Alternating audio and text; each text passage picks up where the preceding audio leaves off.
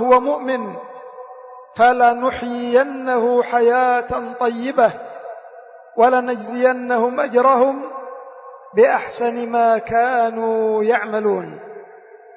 إن هذه الآية فيها أعظم بشارة للمؤمنين العاملين للصالحات من الرجال والنساء بالحياة الطيبة في الدنيا وفي البرزخ ويوم القيامة.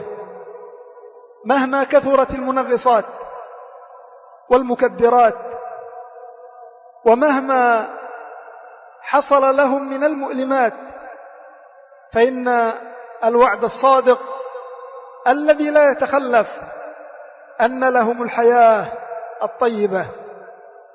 لو أخبر الله عز وجل بذلك خبرا مجردا لكان هذا باعثا على الطمأنينة والراحة، لأن الله عز وجل قال عن نفسه: ومن أصدق من الله قيلا ومن أصدق من الله حديثا.